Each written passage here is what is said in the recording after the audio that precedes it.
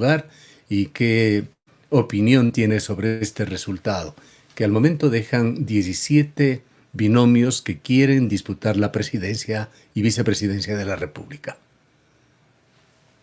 Gracias, Gustavo. Un cordial saludo a todos quienes nos siguen a través de la radio y las redes sociales. Bueno, primero hay varias condiciones o varios precedentes que de alguna manera han provocado que tengamos esta amplia papeleta, ¿no? Primero, creo que todavía hay mucho que mejorar en el Código de la Democracia.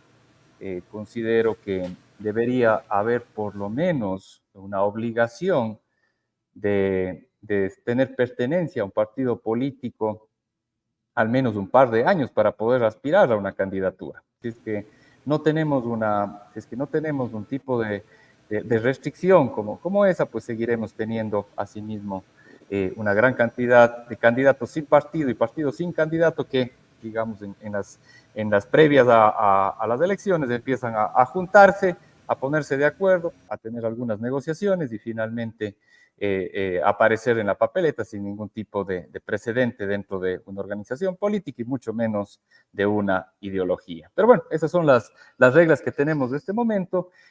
Más bien, a partir de todo lo que ha ocurrido y con este amplio espectro de candidatos, quizás una primera reflexión es que lo único predecible de esta elección es que el resultado precisamente va a ser impredecible.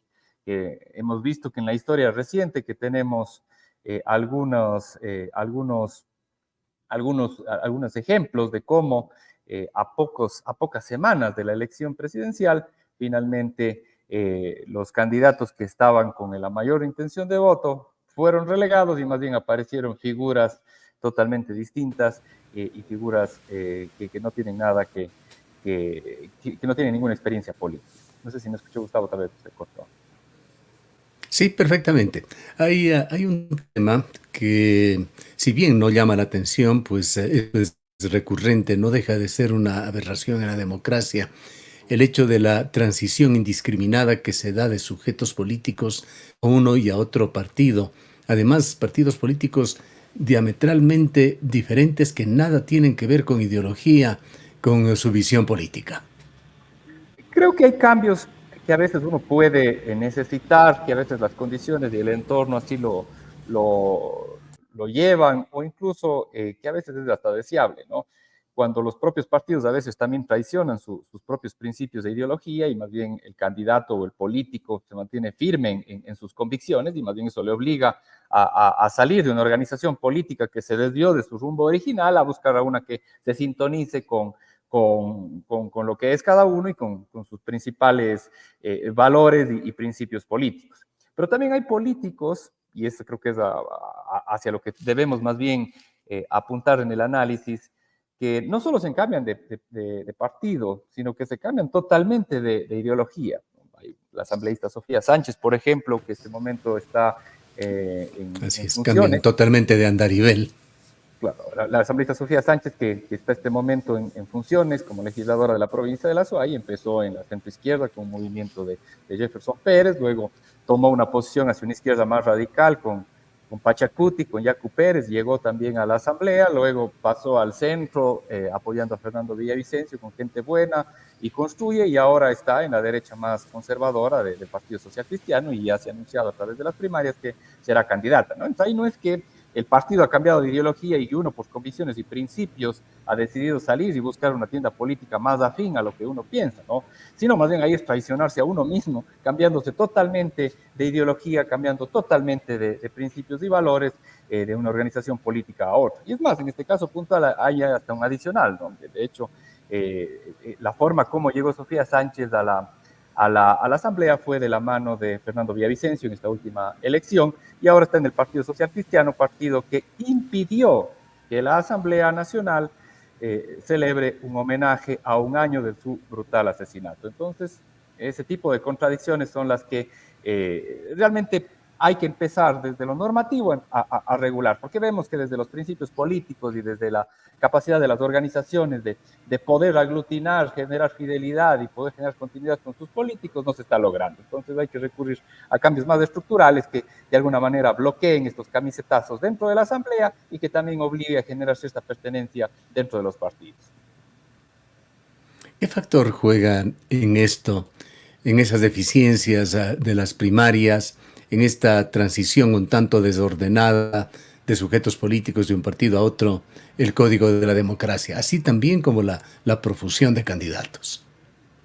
Bueno, el Código de la Democracia, si bien ordenó muchas cosas, creo que todavía requiere de algunos cambios, de algunas reformas y de avanzar un poco más hacia los errores que ya hemos visto que se repiten en cada elección. Lo primero que el proceso de primarias, pues, más se convierte en un pequeño obstáculo burocrático para las organizaciones políticas, ¿no? Las primarias las realizan los partidos en mesas informales, en algunos casos los líderes históricos de sus partidos, los caudillos o los dueños de las organizaciones políticas, previamente definen quién será el candidato y luego simplemente es ratificado en primarias y en otros casos, o en el peor de los casos que también existen, pues empiezan a negociar los espacios, ¿no? Hay partidos que únicamente existen para poder albergar a cualquier interesado que esté dispuesto a generar una transacción económica o de espacios políticos y a cambio de recibir el espacio para poder ser candidato, ¿no? Entonces, realmente las primarias eh, pasan a ser nada más que un obstáculo burocrático. Como digo, creo que hay que ir un poco más atrás y reformar algunos temas como la pertenencia a un partido, ¿no? Que alguien no pueda ser candidato a nada si no está al menos 2 años afiliado y milita en una organización política. Que los partidos tengan que demostrar que tienen militancia real para poder seguir existiendo más allá de los resultados electorales, que tengan procesos también de formación política, que tengan obligatoriamente que tener frentes de jóvenes, de mujeres, de profesionales. Eh, Como digo, o sea, lo lógico y lo ideal sería que se autorregulen las organizaciones políticas y que sea de su propia iniciativa poder evolucionar hacia sistemas de partidos maduros, como quizás el chileno, que sería lo más cercano en nuestra subregión, pero eso no ocurre. Y cuando no ocurre voluntariamente, pues creo que hay que recurrir a cambios de normativos, tanto para el Código de la Democracia en la estructuración de los partidos, como también en la Ley Orgánica de la Función Legislativa, para evitar estos camisetazos también únicamente en función de poder irse acomodando para las siguientes elecciones y dar respaldos que a veces incluso son el resultado de oscuras negociaciones. Y esas consecuencias que se dan partiendo de la enorme cantidad de candidatos, de binomios presidenciales, en una atomización que luego se produce en la legislatura, atomización además que lleva a la deriva al Parlamento y que termina nuevamente con los pactos, los acuerdos de tipo totalmente coyuntural, no de carácter ideológico. ¿Cómo influye en todo esto?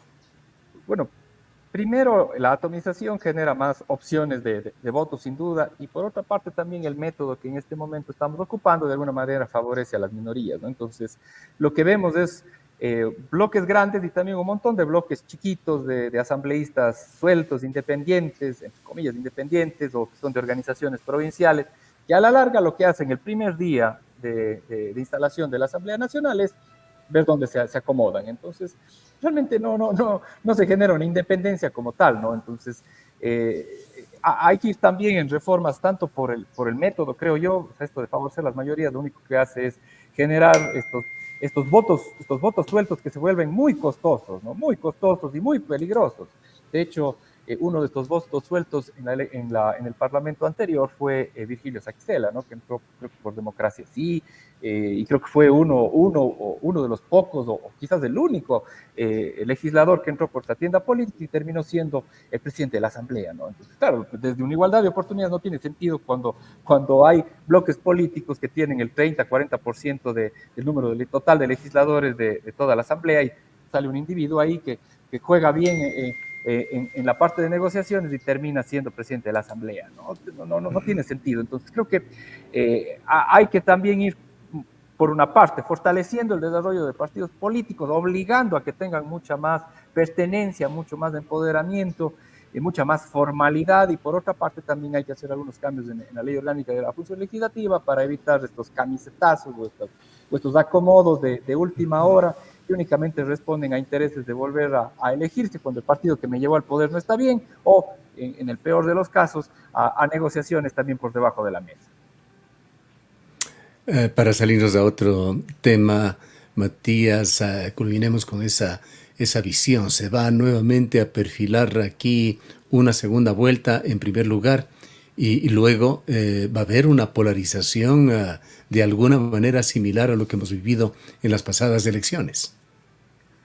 Bueno, lo único predecible es que el resultado de esta elección va a ser impredecible, pero sí creo que hay dos elementos, como usted bien señala, que sí podemos anticipar.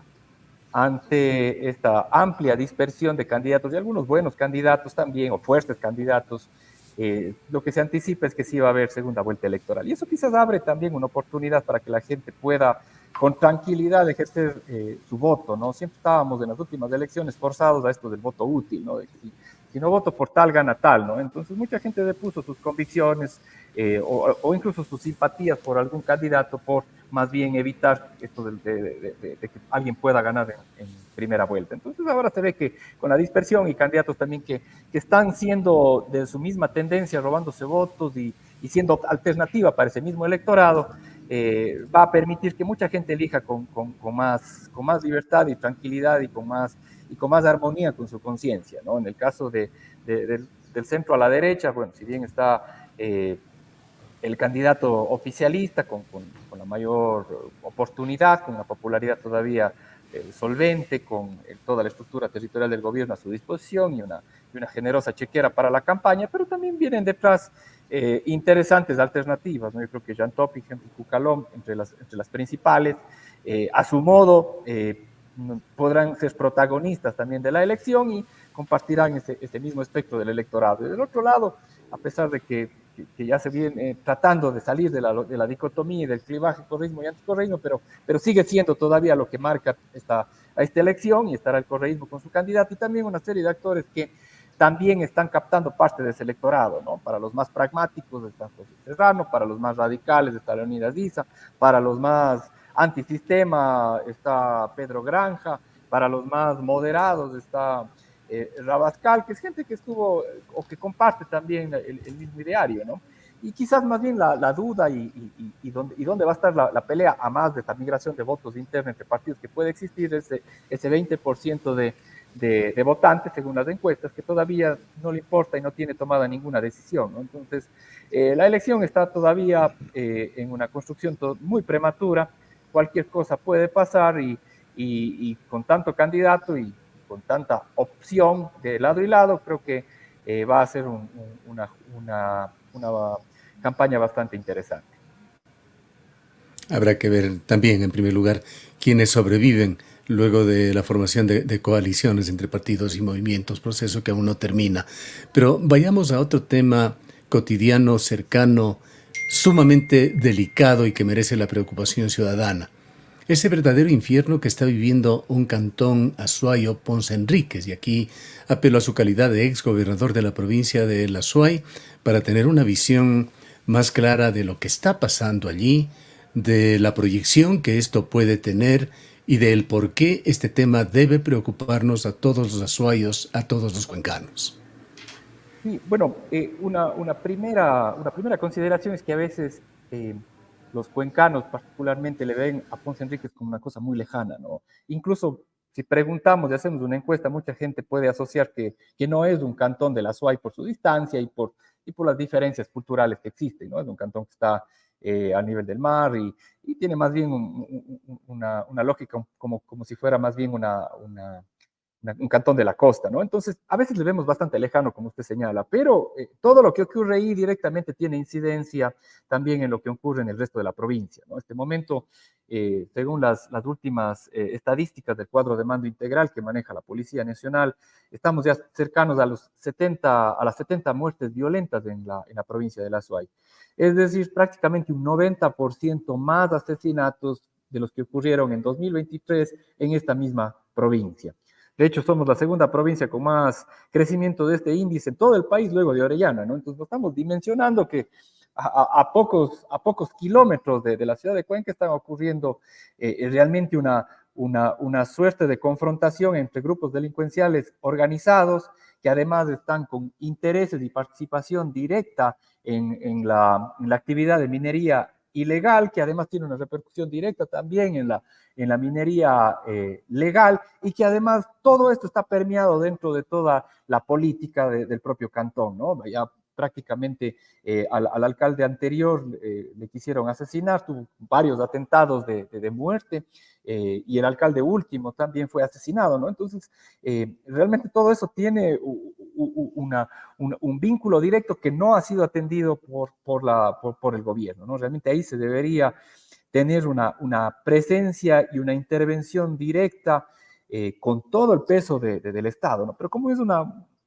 circunscripción que no está muy en el mapa electoral de nadie, como que le han dejado ahí que, que, que tenga su propia dinámica, y lo único que se ha hecho es que la violencia siga creciendo, siga complicándose aún más, y que todo eso también empiece a repercutir en sus cantones aledaños, ¿no? En las ciudades aledañas, tanto en El Oro o en Machala, como también en la ciudad de Cuenca de la Azuay, con todo el lavado de dólares y con todo el vínculo con los grupos delincuenciales organizados, especialmente con uno en particular, que es el que tiene mayor preponderancia en nuestra provincia. Entonces, sí Se habla creo de la que presencia más allí allá de de las exigencias, facciones. perdón. Se habla allí de la presencia de facciones, de los lobos que se disputan territorios y además también un dato muy preocupante de una actividad de esta peligrosísima banda criminal venezolana, el Tren de Aragua. Sí, en realidad no es solo un grupo delincuencial organizado, y por eso existen las disputas y por eso existen las masacres, ¿no? Porque cada grupo minero irregular busca su propio contingente de minería, ¿no? Entonces, en un sector está un grupo delincuencial, en otro sector está otra banda, en otro sector está otra banda, y como sabemos, pues todas las bandas tienen también sus nexos transnacionales, ¿no?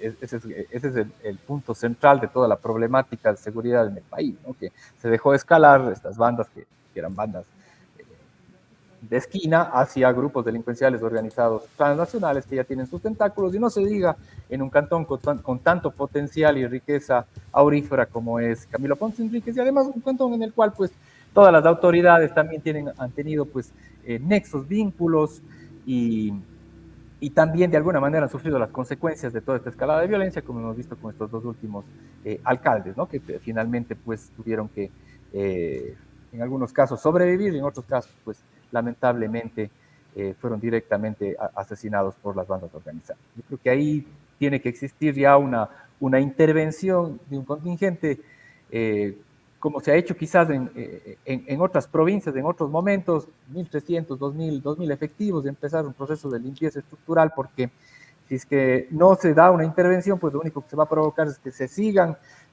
expandiendo estos campamentos de minería irregular, y que sigan llegando también más facciones de las bandas organizadas para poder respaldar y sacar provecho y lucro de esta actividad. Y está por allí también el tema de qué es lo que ha hecho y qué está haciendo el Estado ecuatoriano. Hay allí un dominio ya de la delincuencia, una ausencia del Estado que intenta retomar espacios, retomar control, que no logra hacerlo, y están también informaciones, y estas provienen de investigaciones periodísticas serias, de una actuación de doble faz de la Agencia de Regulación y Control Minero. La autoridad que supuestamente está llamada a regular a esta faceta de actividad, a controlarla, al contrario, ha estado, según importantes investigaciones que dan cuenta, aupando a la minería ilegal. También la presencia de autoridades del propio cantón Ponce Enríquez con intereses cruzados entre la minería y el control. Bueno, primero la Agencia de Regulación y Control de Recursos No Renovables, no sé si ya se generó alguna decisión, pero primero estaba muy debilitada en personal.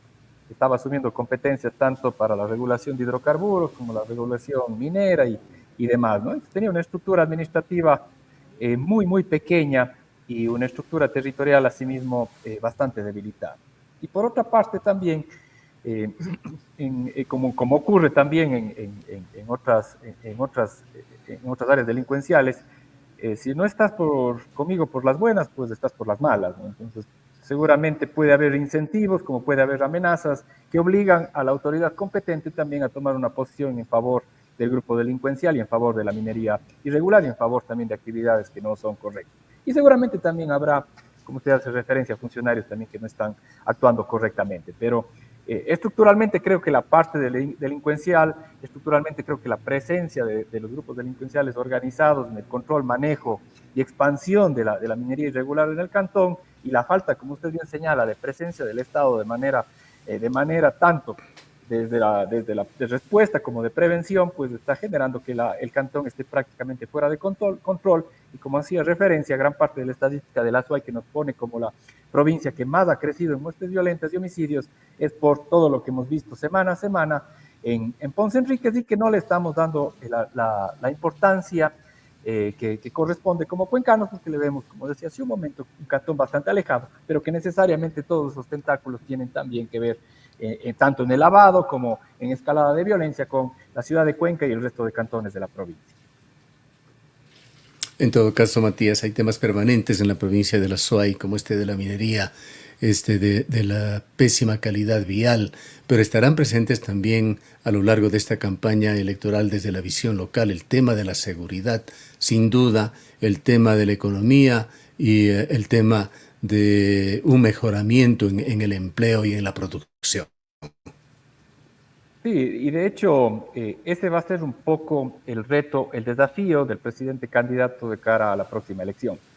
Si bien ha tenido buenas estrategias de comunicación, golpes de efecto interesantes, la única forma de que él se presente con solvencia y consistencia es que dé resultados en los ítems que usted hace referencia. Si bien ayer en un espacio internacional de discusión de seguridad, el presidente dijo que ha mejorado todos los índices de seguridad, eso no es cierto. En realidad, lo más cercano a lo que dijo es del 18% en disminución de muertes violentas, que en realidad él dijo que era más de 20%. Entonces, ahí hay un Sí, desfase. siguen entregando en definitiva Sí, cifras muy vagas y no contrastables, esa es la realidad. sí, y por generar tal vez un redondeo, pero aquí hablamos de vidas, no hablamos de dinero, ni mucho menos.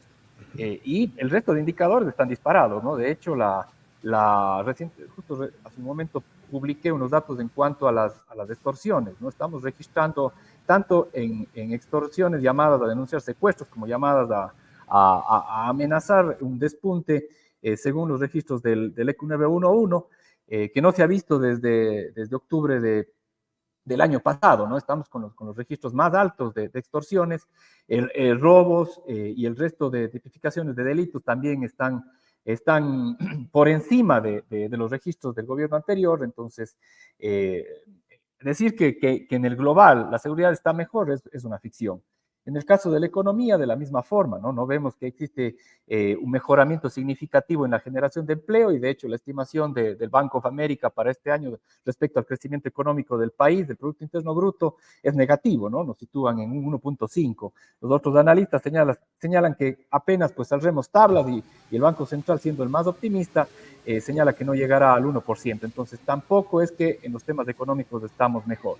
Y un tercer ítem, la gestión de los ministerios tampoco es buena, y no dicho como una apreciación subjetiva, sino yéndonos a los datos del cumplimiento de los presupuestos para este año. Y vemos que en el último registro de julio, la mayoría de ministerios tenían un promedio del 20-30% de cumplimiento, e incluso el Ministerio de Defensa, en pleno conflicto armado interno, no había sobrepasado el 5% de la ejecución de su presupuesto de inversión. Entonces, si sumamos que no existe una mejora en seguridad, si sumamos que tampoco existen mejores condiciones de vida desde lo económico, y a ello la gestión deficiente de los ministerios, el presidente tiene un desafío importante para enderezar todas esas cifras, si es que busca que su ejercicio de comunicación vaya también sostenido en un ejercicio real de gestión en beneficio del país. Bien. Muchas gracias, Matías, por habernos acompañado. Gracias también por la invitación. Un cordial saludo. Declaraciones del licenciado Matías Abad, analista académico, fue gobernador de la provincia de la SOAY.